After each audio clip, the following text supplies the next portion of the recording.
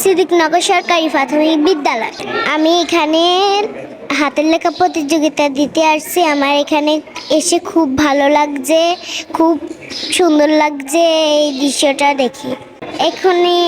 এখনই বুঝতে পারছি না, আশা করতেছি। আমার মেয়ে দ্বিতীয় শ্রেণীতে পড়ে, সে সুন্দর হাতের লেখা অনুষ্ঠানে আসতে পেরে খুবই আনন্দিত।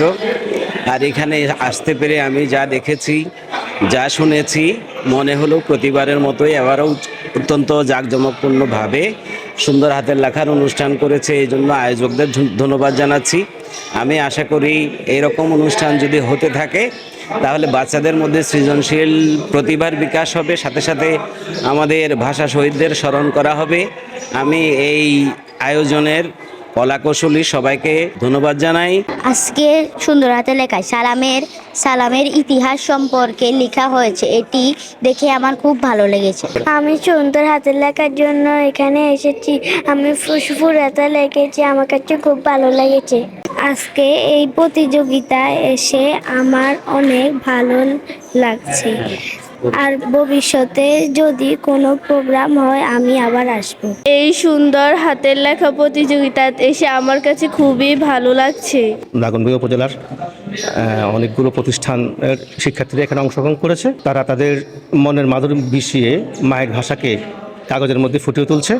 আমরা দেখছি অনেক চমৎকারভাবে তারা তাদের লেখাগুলোকে খুব সুন্দরভাবে খাতার মধ্যে লিখছে। আমরা তাদেরকে উৎসাহিত করছি এবং তারা এরপরে তাদেরকে পুরস্কৃত করা হবে। আমাদের উদ্দেশ্য হচ্ছে যে আমাদের মাতৃভাষার জন্য আমাদের ভাষা শহীদ সালাম আমাদের এলাকার ছেলে, তিনি এখান থেকে জীবন দিয়েছেন। সুতরাং এই এলাকার ছেলের প্রতি যে আমাদের একটা মায়া মহব্বত আছে, মমতা রয়েছে, সেটার প্রেক্ষিতে এই ভাষাটাকে যাতে সুন্দরভাবে, কারণ প্রযুক্তি যত এগোচ্ছে মানুষ লেখা সুন্দর করাটার দিকে মানুষের ঝুঁকি কমে যাচ্ছে। এই জন্য আমরা চাচ্ছি যে আমাদের বাচ্চারা সুন্দরভাবে হাতের লেখাটা লিখতে পারে এবং লেখা সুন্দরের মাধ্যমে এটা যে একটা আর্ট, মায়ের ভাষার প্রতি যদি একটা মহব্বত টান সেটা যাতে তৈরি হয়, এটাই হচ্ছে আমাদের মূল উদ্দেশ্য। শহীদ আব্দুল সালাম, ওনার বাড়ি এই দাগনভূঞা উপজেলার মাতৃভূঞা ইউনিয়নের সালামনগর গ্রামে। আমরা যখন ছোট ছিলাম তখনও আমরা দেখেছি হাতের লেখা প্রতিযোগিতা এবং সুন্দর হাতের লেখার জন্য আলাদা পুরস্কারও দেওয়া হতো।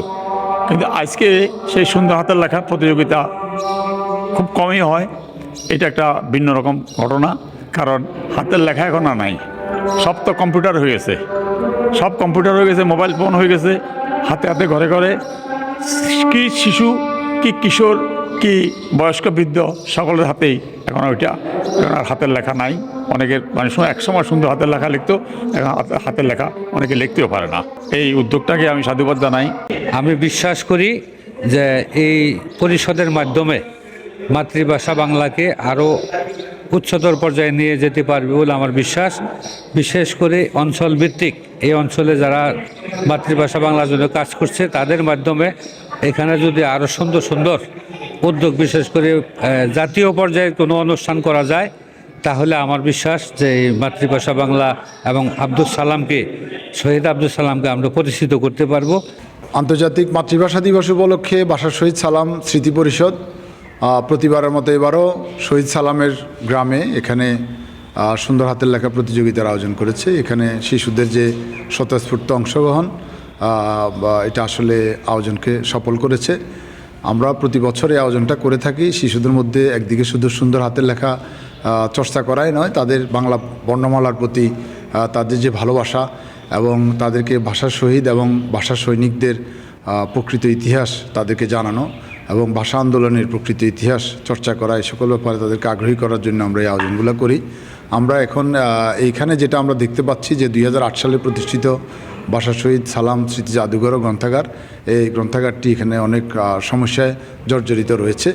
এইটি দ্রুতভাবে এইসব সমস্যার সমাধানের জন্য বিশেষ করে জেলা পরিষদ এবং জেলা প্রশাসনের প্রতি আমরা অনুরোধ জানাবো যাতে করে দৃষ্টি দেওয়া হয় এবং এই গ্রামে শহীদ সালামের স্মৃতি বিজড়িত এই গ্রামটা নদী ভাঙনের কবলে। এখন এটাকে নদী ভাঙন থেকে রক্ষা করার জন্য প্রশাসন নিশ্চয় দ্রুত ব্যবস্থা নেবেন এবং এই স্কুলটাতেও নানা রকম সমস্যার কথা আমরা শুনেছি।